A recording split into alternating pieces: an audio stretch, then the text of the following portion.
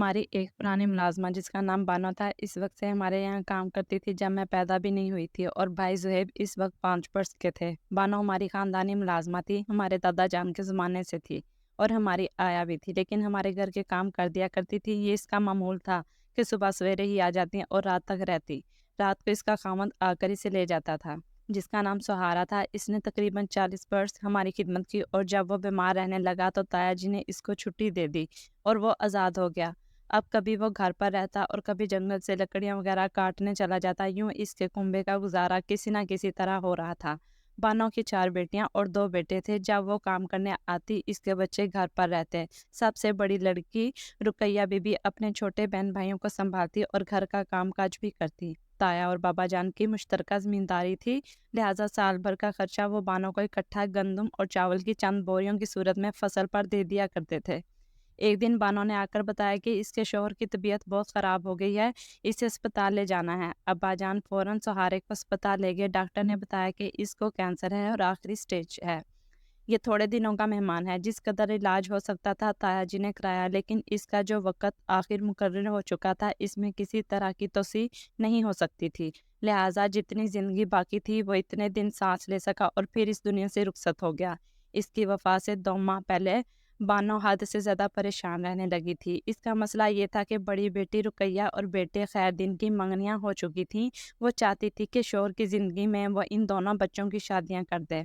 इसने ताया जी से तज़किरा किया। वो बोले, ठीक है, तुम बच्चों की शादी की तैयारी करो और शादी के खर्चे की फ़िक्र मत करो, वो हम करेंगे। इस तरह सुहारे की वफ़ात से पहले इसने अपनी बेटी और बेटे की शादी करा दी और एक बड़े फ़र्ज़ से सबकदोश हो गई। इसके शौहर ने भी अपनी औलाद की शादी की खुशी देख ली। ये वटे सट्टे की शादियां थी। बेटी को पहले रुखसत किया और बहू की रुखसती 2 हफ्ते बाद लेनी थी कि सुहारा चल बसा। इद्दत की वजह से बहू की रुखसती में ताख़ीर पड़ गई कि वो खुद इसे लेने ना जा सकती थी। इद्दत की वजह से वो हमारे घर भी नहीं आ रही थी। ताहम इसने सोचा कि बेटे को भेज कर देखती हूँ, अगर वो लोग इसके साथ इसकी मनकूहा को रुखसत कर देते हैं तो घर का मसला घर में हल हो जाएगा। लेकिन रुकैया की सास सुसन ने अपने बेटी फौजिया को इस तरीके से रुखसत करना मंजूर ना किया, तो रुकैया ने बानो से कहा, माँ आप ज़रा सब्र कर लो। मेरे सास ससुर का कहना है कि वो फौजिया को आपकी इद्दत पूरी हो जाने के बाद रुखसत कर देंगे। मरने वाला आखिर तो इनका तायाजाद था। वो चाहते हैं कि शौक पूरा हो जाए तो इनकी बेटी आपके घर में कदम रखे। बड़ी बेटी के समझाने से बानो खामोश हो गई और इसकी बहू माँ बाप के घर में रहती रही। जब इद्दत की मुद्दत ख़त्म हो गई तो बानो हमारे घर आई। इसने अम्मी को बताया ये मामला है जिसकी वजह से वो परेशान है। इसकी बेटी तो इसके घर में बस रही है, लेकिन अपनी बेटी की रुखसती में वो लोग बहानों से काम ले रहे हैं। अब जबकि मेरी इद्दत और शौक की मुद्दत भी ख़त्म हो चुकी है, मैंने खैरदीन को इसकी दुल्हन लाने को भेजा, मगर उन्होंने इनकार कर दिया। वाले साहब बोले, बानो बीबी पहले तो तुम खुद बहू को लेने जाओ, अगर वो लोग तुम्हारे जाने से भी इसे ना भेजें तो फिर हम मुदाखलत करेंगे। अपने साथ एक तो रिश्तेदार भी ले जाना, फिलहाल हमारा मुदाखलत करना दुरुस्त नहीं। इस तरह हो सकता है वो चिढ़ जाए और तुम्हारी बेटी का घर उजड़ जाए, जो कि अभी अपने घर में खुश है। रुकैया को माँ की परेशानी का अंदाज़ा था, लिहाजा वो भी अपने घर में परेशान रहती थी। जब भी मैके आती माँ से कहती कि मैं अब वापस ससुराल नहीं जाऊंगी, आप ये शर्त मेरे सास ससुर पर रख दें कि जब तक वो फौजिया को रुखसत करके आपके घर नहीं भेजेंगे, आप इनकी बहू यानी कि मुझे इनके घर ना भेजेंगे।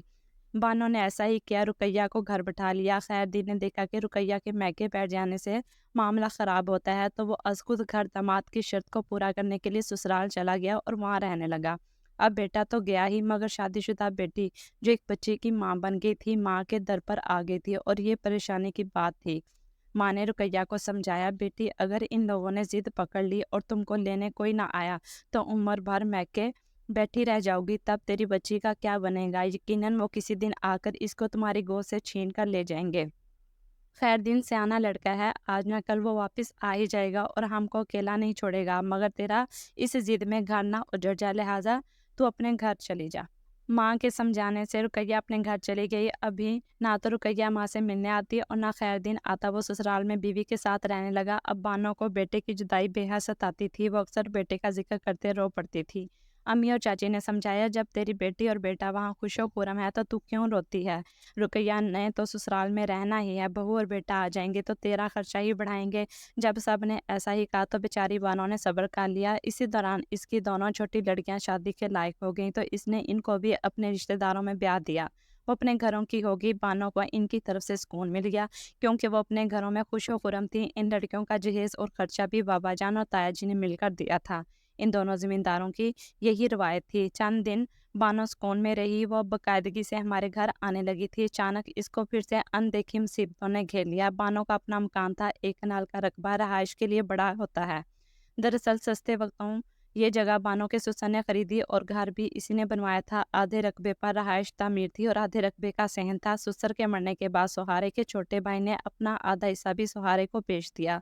यूं तमाम मकान बड़े भाई का हो गया। अब इसमें बानो के देवर का कोई हिस्सा ना था, लेकिन भाई के मरते ही इसकी नजरें फिर से इस मकाम पर जम गईं और अब इसको हत्याने का सिर्फ एक ही रास्ता था कि वो बेवा भाभी से निकाह कर ले।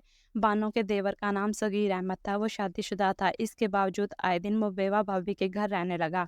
वो इसे शादी के लिए कहता था कि किसी तरह मकान अपने कब्जे में कर ले। एक दिन वो रोती पीटती आई और बाबा से बोली, साहब देवर मुझे निकाह के लिए कहता है, मैं इनकार करती हूँ तो मारता पीटता है, आप इसको रोकिए और खुदा के लिए मेरी इससे जान छुड़वाइए। बाबा जान ने सगीर अहमद को जेल भिजवा दिया। बानो सुकून से हो गई। कुछ ही दिन गुजरे थे कि किसी ने तला दी, बानो की दूसरे नंबर वाली बेटी रफीका को इसके शौहर ने कत्ल करके नहर में डाल दिया है और खुद फरार हो गया है। इसे तो बिल्कुल यकीन नहीं आया क्योंकि इसकी ये लड़की तो अपने घर में बहुत खुश थी। ताया हालात का पता करने गए तो पता चला कि रफीका के शौहर ने एक औरत भगाई थी जिसके वारसों ने धमकी दी थी कि हम तेरी बीवी को एक दिन इसी तरह उठा लेंगे जैसे तूने हमारी औरत उठाई है। इस दबाव में रफीका के शौहर ने पहले अपनी बीवी को कत्ल किया, फिर इस औरत को भी कत्ल कर दिया जिसको भगा कर लाया था। इसके बाद वो खुद फरार हो गया। अलबत्ता ताया जी ने इसकी तरफ से इसके मफरूर दामाद पर पर्चा कटवा दिया। इन्हीं दिनों बानो का देवर सगीर अहमद भी जेल से बाहर आ गया। जब इसको पता चला कि इसकी भतीजी कत्ल हो गई है, वो बानो के पास अफसोस करने आया और अपने साबका रवैये की माफ़ी भी तलब की। इसने देवर को माफ़ कर दिया, ये सोच कर के शायद वो अब राह रास्त पर आ गया है। देवरानी भी दुख बांटने को आई तो इसने इन पर एतबार कर लिया। एक दिन सगीर अहमद दोबारा आया और कहा कि मेरी बीवी बीमार है और तुमको याद कर रही है। सादा दिल बानो ने यकीन कर लिया और मेरे बाबा जान से देवर के साथ इसके घर जाने की इजाज़त मांगी। ताया जान ने मेरे वालिद को मना किया कि तुम बानो को छुट्टी मत देना, ये कहीं देवर के साथ चली ना जाए, मुझे सगीर की नीयत में फतूर मालूम होता है। बाबा जान ने मगर ताया की बात ना मानी और बानो को इसके देवर के साथ जाने की इजाज़त दे दी। 2 दिन भी नहीं गुजरे थे कि तलाई बानो देवर के घर में कपड़ों में आग लगने से जलकर मर गई है। बाबा जान और ताजी पुलिस के पास गए। तफ्तीश पर पता चला कि बानो खुद जलकर नहीं मरी बल्कि देवर ने इसको मारकर जला दिया और इसकी जली हुई लाश को बानो के ससुराल के दरवाजे पर फेंककर खुद फरार हो गया है। इस वाकये से ताजी तैश में आ गए। उन्होंने बाबा जान से झगड़ा किया कि तुमने बानो को क्यों सगीर अहमद के हवाले किया जबकि मैंने मना किया था। अब हम ख़ानदानी लोग कहलाने के हकदार हो सकते हैं अगर हम अपने बाई मुलाजमों का तहफ़्फ़ुज़ भी ना कर सकें।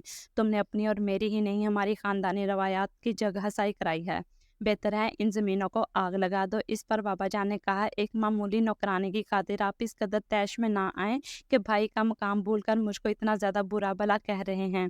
मेरे बच्चों की नज़रों में भी मेरे मकाम को गिरा रहे हैं। कातिल को गिरफ्तार करवा कर फांसी लगवाना हमारा काम है, सो वो गिरफ्तार हो जाएगा। इस बात पर ताया जी और भी गुस्सा हो गए। कहने लगे, मैं फिर कहता हूँ तुम खानदानी तौर तरीके बुलाते जा रहे हो। बात सगीर अहमद को फांसी लगवाने की नहीं, बात है बानो के तहफ़्फ़ुज़ की जिसमें हम नाकाम हो गए हैं। अब दुनिया वालों को तो बातें बनाने का मौका मिल गया है। सारे इलाके में हम पर थू थू हो रही होगी कि ये कैसे ज़मींदार हैं जिनकी पुरानी मुलाजमा को किसी ने कत्ल करने की जुर्रत की है। कहाँ रह गया हमारा रोबो दबदबा? सगीर को फांसी लगने से बानो तो वापस नहीं आ सकती। अब इसके 2 छोटे बच्चों का क्या बनेगा? अगर वो हमारी हवेली से कदम ना निकालती और हमारे इलाके से भी बाहर ना जाती तो मैं देखता किसकी ज़रूरत थी, इसकी जान लेता। खैर इस तरह बात इतनी बड़ी कि ताया और बाबा जान में झगड़ा ज़्यादा हो गया। इस कदर के दोनों ने अपनी ज़मीन अलग कर ली। मेरी मंगनी तायाजाद फरीद से हो चुकी थी, वो भी टूट गई। इसी तरह मेरे भाई की मंगनी ताया की बेटी शाहीना से हो चुकी थी, वो भी ख़त्म होगी। ताया ने ज़मीन फ़रोख्त कर दी, अपने कुनबे को लेकर शहर मुंतकिल हो गए। और इसके बाद अमेरिका चले गए। उन्होंने मेरे वाले से कोई नाता ना रखा। इस वक्त तो हमारा लड़कपन था। जब हम बड़े हो गए, हमने ये बातें सुनी, दिल में अपने ताया जी और इनकी फैमिली से मिलने और इनको देखने का बड़ा इश्तियाक था, लेकिन वो तो हमेशा के लिए हमसे नाता तोड़ चुके थे, सिर्फ एक मामूली नौकरानी की खातिर। बानो की आखिरी बेटी और बेटे को रुकैया और खैरदीन ले गए। इस तरह इस घर की कहानी तो ख़त्म हो गई, लेकिन हमारे दिलों में ऐसी कसक रह गई जो हमको रह रह कर तकलीफ देती थी कि हम और ताया जी के बच्चे, जिन्होंने एक साथ एक घर में जन्म लिया और पले बड़े, कैसे एक दूसरे को बुला सकते हैं। ताया जी अमेरिका में फोत हो गए तो दाई वतन लौट आई। इन दिनों अभी पाकिस्तान वजूद में ना आया था और इनका मैका दिल्ली में था। वो अपने मैके दिल्ली चली गई और हम तो यहाँ सादिकाबाद में रहते थे, बाद में पाकिस्तान बन गया। हम इधर और वो उधर के हो गए। हम सब बहन भाइयों की शादियां हो गई। बाबा जान भी इस जहां को छोड़ गए। वक्त गुजरते देर नहीं लगती, कई वर्ष गुजर गए, दिल से मिलने की आस न गई। अब तो वो और मुल्के और हम और मुल्के हो चुके थे। वीज़ा की पाबंदियां थी, मगर मैं हमेशा दुआ किया करती थी, ए काश हम ताया की फैमिली से मिल पाते। कभी कभी दुआएं देर से कबूल हो जाती हैं। मेरी भी दुआ कबूल हो गई।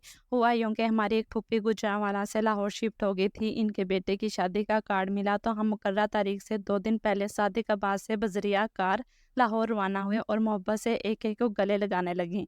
अम्मी ने हैरत से देखा और अरे भाभी जान कहकर वो एक बूढ़ी खातून की तरफ दौड़ी। ये हमारी ताई थी और इनके साथ शाहीना और फरीद थे। जब मैंने और ज़ुहैब ने शाहीना और फरीद को देखा तो हमारी आंखों में आंसू भर आए। अल्लाह ताला ने मुद्दत बाद हमको मिला दिया था, लेकिन किस तरह मैं अपने शोहर और बच्चों के साथ ही और ज़ुहैब अपनी बीवी और बेटी के हमरा, इधर शाहीना अपने 2 बच्चों के हमरा आई थी। हम 2 कारों में आए थे और वो भी 2 अदर टैक्सी कार में आए थे। इस रोज़ मुझको खुशी के साथ एक नामालूम सा दुख तकलीफ दे रहा था कि अगर ताया जी इतना गुस्सा ना करते तो शायद हम सब एक होते। लेकिन नहीं, वक्त के अपने फैसले होते हैं, कोई नहीं जानता कि आज जो है वो कल होगा कि नहीं और इसकी जगह क्या होने वाला है। इस दिन मैं सोचती रह गई कि पुराने वक्तों के लोग भी कैसे पुख्ता सोच के मालिक होते थे। जिस रवायत को वो मुकद्दम समझते थे, इसकी पासदारी में वो बड़ी से बड़ी कुर्बानी देने से भी गुरेज नहीं करते थे।